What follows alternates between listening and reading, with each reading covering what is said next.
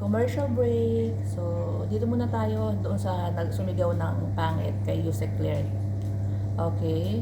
Sipatin po nating mabuti yung dalawa na sumigaw ng pangit kay Yusek Claire. Oh, ang gaganda naman. Ang gaganda naman. Mga ano po ito ha, kay OJC DDS ito. Siyempre pag kay OJC, automatic yan, DDS yan. Ang founder niya, si Digong, hindi naman si Kibuloy. So ayan po, nagkalat po ng pagka-squammy na nga sa Canada, nagkalat pa ng pagka-squammy na ugali. So ayan po, alam naman po natin ng mga KOJC, mga squammy po yan sa iba't ibang bansa, namimilit. Namimilit po yan humingi ng pera, may Japan, dito sa Middle East, sa USA, di ba? Binubugaw pa nga sila makapag-asawa ng AFAM. Yung iba din dyan nakapag-asawa na ng AFAM, tumiwalag na sa KOJC. Kasi, Diyos ko, gustong limasin ang pera ng AFAM. Di ba? Kailangan meron silang binibigay sa KOJC. Ganyan po sila, kulto.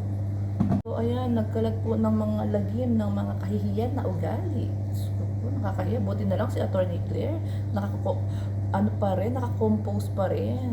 Di ba? Ganyan siya. So, dito nyo gawin yan sa Middle East. Rally pa lang, hindi na pwede. Kulong ka na. Kulong deport. Yung, di ba, yung mga nakaraan, napakiusapan lang. Hindi ba na lang hindi ba na lang nila yung tono nila na hindi yung rally. Pero rally yung kay PBBM. Kaya na-i-release sila. Tapos, you can, sabi nga dyan sa Canada, you can protest. Pero hindi ka pwedeng mag-yell sa isang tao. Hindi ka pwedeng mumurahin mo. Actually, buti hindi kayo dinimanda ni Attorney Claire. May kaso yan. Pag nag-file yan ng complaint, di ba, ini-stalk nyo, sinusundan nyo kung saan siya magpunta. Ay, mga gonggong, wala kasing alam sa batas. Yan ang problema. Nasa ibang bansa ka, tapos wala kang alam sa batas. Hindi lang nag-file ng complaint si Attorney Claire. And hindi nyo ba napapansin? Ito, instruction ito sa mga DDS at sa mga bloggers, doon sa mga supporters nila. Ang galit kailangan na kay PBBM lang.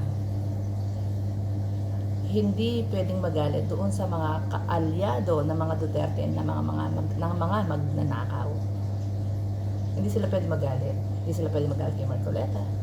Hindi nila pwedeng batikusin si Marcoleta, sila Jinggoy, si Villanueva, di ba? Hindi naman sila nag-rally sa mga magnanakaw nila eh. Lagi ang puntirya nila kay PBBM lang. Si PBBM lang.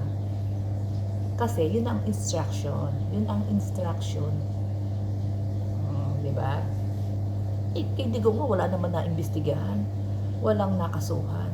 Walang naipakulong. Bagkus si Digong ang unang nagsabi niyan. Wala lang, nagpaano lang siya, nagbida-bida lang siya dun sa press con niya. After that, wala na. Kahit sa mga nakaraang presidente, umpisa natin kay Cory na nagbenta ng ari-arian ng gobyerno. Tapos sumunod si Ramos, di ba? Sunod-sunod na yan. Meron ba? Meron ba naglakas na loob na isiwalat yan? Yung mga bentahan, nakawan? Wala. Si Marcos Jr. lang. Diba? Sa mga DDS kasi, kapag sinabi mong matapang, kailangan palamura ka. Palamura ka, nagbabanta ka, basura yung bibig mo. Dapat ganun ka kapag matapang. No, it's not. Sa amin, hindi ganun. Kapag matapang ka, okay, doon tayo, civil tayo, sa korte tayo magkita. Tapang ka di ba? Ganon. Ebidensya labanan. Ebidensya ang labanan, hindi bunganga. Hindi bunganga, tapos nasa kalsada ka. Kung gusto mo ng katotohanan, maglabasan tayo ng ebidensya. Ganun yun. Itong dalawang na to, napakaganda. Ang dalawang na pinakamaganda sa DDS.